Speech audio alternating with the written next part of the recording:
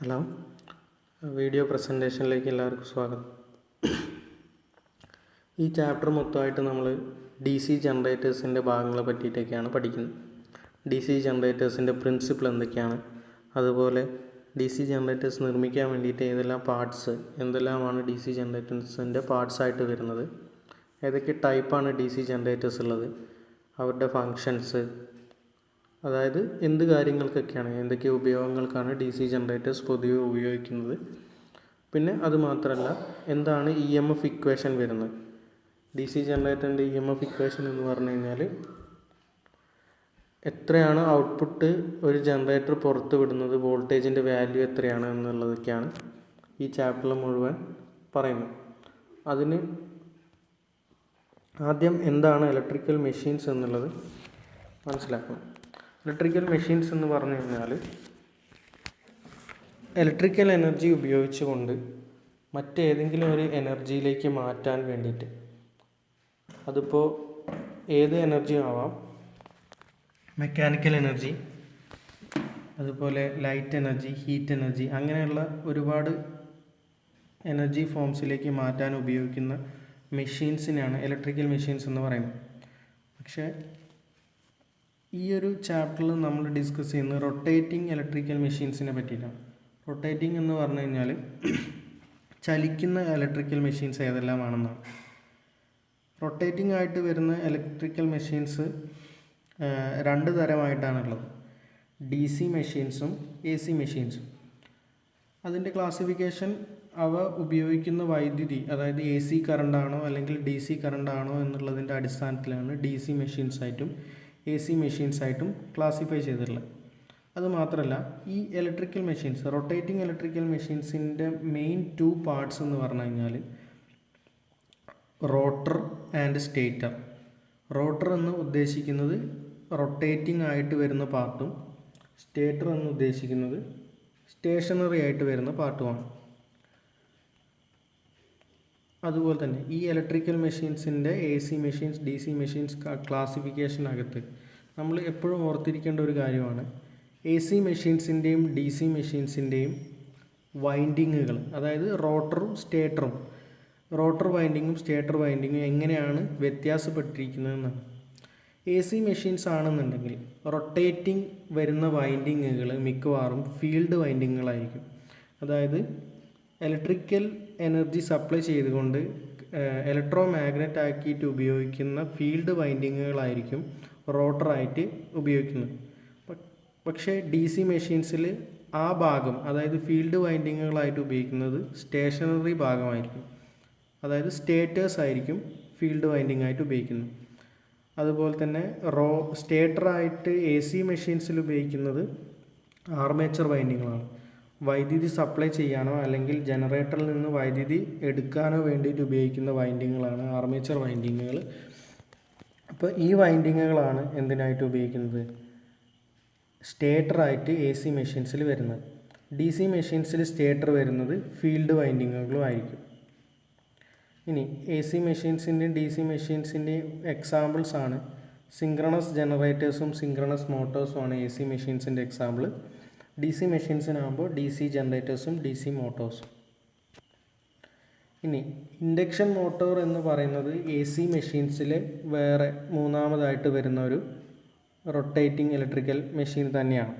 അപ്പോൾ ഇൻഡക്ഷൻ മെഷീനും ബാക്കി ഡി സി ജനറേറ്റേഴ്സും അല്ലെങ്കിൽ ഡി സി മെഷീൻസും സിങ്ക്രണസ് മെഷീൻസും തമ്മിലുള്ളൊരു പൊതുവായ വ്യത്യാസം എന്ന് പറഞ്ഞാൽ ഇൻഡക്ഷൻ മോട്ടേഴ്സ് സിംഗിൾ എക്സൈറ്റഡ് ആണ്.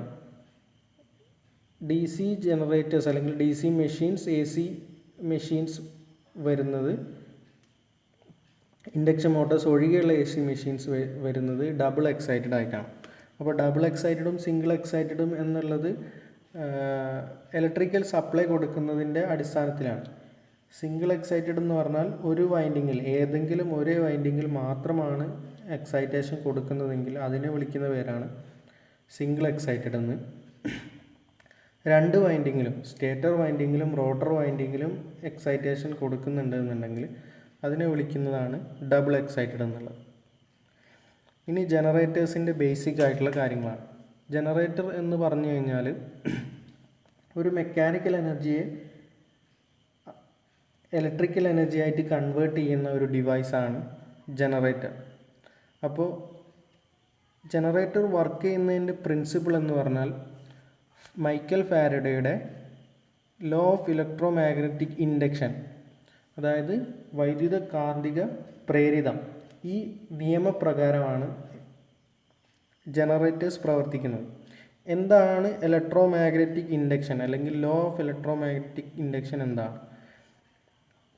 ഡെഫിനിഷനായിട്ട് പറയുന്നതാണെങ്കിൽ whenever the flux linking to a conductor or circuit changes, an EMF will be induced inside the conductor.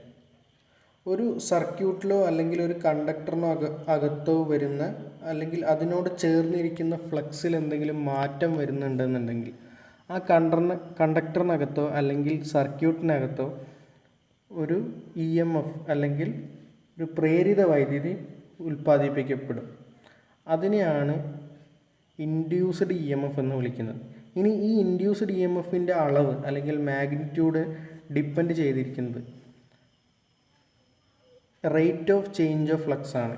എത്രത്തോളമാണ് ഫ്ലക്സ്, അതായത് ലിങ്ക് ചെയ്തിരിക്കുന്ന ഫ്ലക്സ് എത്രത്തോളമാണ് ചേഞ്ച് ചെയ്യുന്നത്, അതായത് മാറുന്നത് സമയമനുസരിച്ച് എത്ര തോതിലാണ് മാറുന്നത് എന്നുള്ളതിൻ്റെ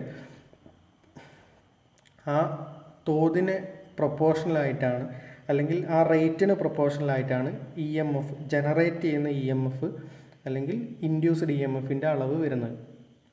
ഇനി ഈ ഇൻഡ്യൂസ്ഡ് EMF പറയുന്നതിൻ്റെ കൂടെ, അതായത് ഇൻഡ്യൂസ്ഡ് EMFൻ്റെ മാഗ്നിറ്റ്യൂഡ് പറയുന്നതിൽ കൂടെ അതിൻ്റെ ഡയറക്ഷനും കൂടെ പ്രധാനമാണ്. ഡയറക്ഷൻ പറയുന്നത് ഫാരഡേ നിയമത്തിൽ ഡയറക്ഷൻ ഇല്ല. അത് ലെൻസസ് ലോ എന്ന് പറയുന്നത് പുതിയൊരു നിയമമായിട്ട്, അതായത് ഫാരഡേയുടെ ഇലക്ട്രോ മാഗ്നറ്റിക് ഇൻഡക്ഷൻ്റെ കൂടെ പറയുന്ന നിയമം തന്നെയാണ് ലെൻസസ് ലോ. അപ്പോൾ ലെൻസസ് ലോൻ്റെ സ്റ്റേറ്റ്മെൻ്റ് ആയിട്ട് പറയുന്നത് ഇത്രയാണ്: direction of the induced EMF is in such a way that it will opposes the cause.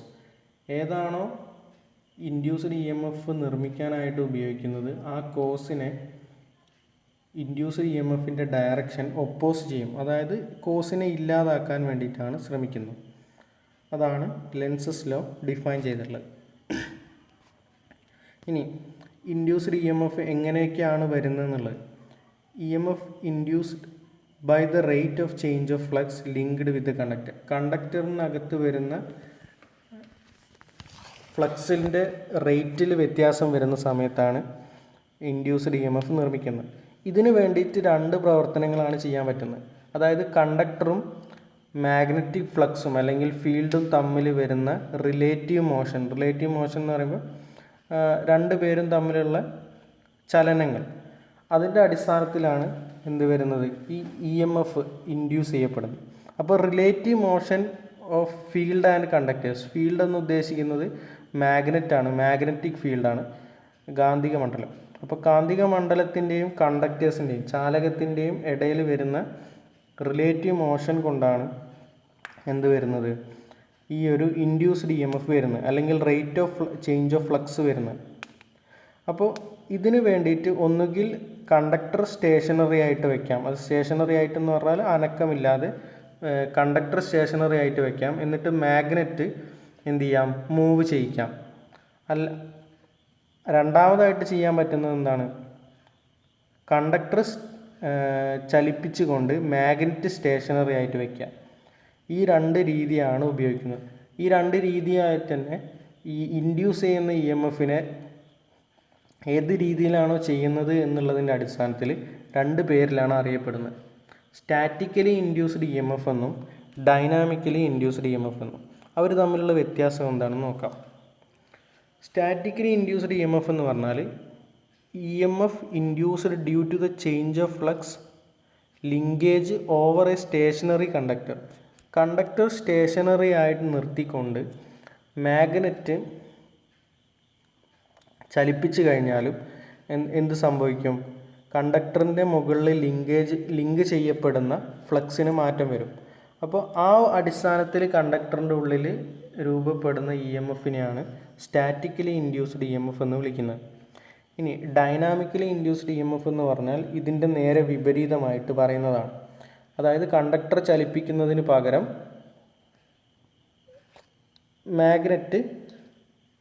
Conductor stationary ആയിട്ട് വെക്കുന്നതിന് പകരം മാഗ്നറ്റ് സ്റ്റേഷനറി ആയിട്ട് വെക്കുകയും കണ്ടക്ടർ ചലിപ്പിക്കുകയും ചെയ്യും. ആ സമയത്തും ഇതുപോലെ തന്നെ കണ്ടക്ടറിൽ വരുന്ന ചേഞ്ച് ഓഫ് ഫ്ലക്സ് മാറ്റം വന്നിട്ട് EMF ജനറേറ്റ് ആവും. അപ്പോൾ ഈ 2 ടൈപ്പാണ് EMFൽ പറയാനുള്ളത്. അടുത്ത വീഡിയോയിൽ EMFൻ്റെ ഇക്വേഷനും കാര്യങ്ങളും നമുക്ക് ഡിസ്കസ് ചെയ്യാം. അപ്പോൾ അതുവരെ താങ്ക് യു.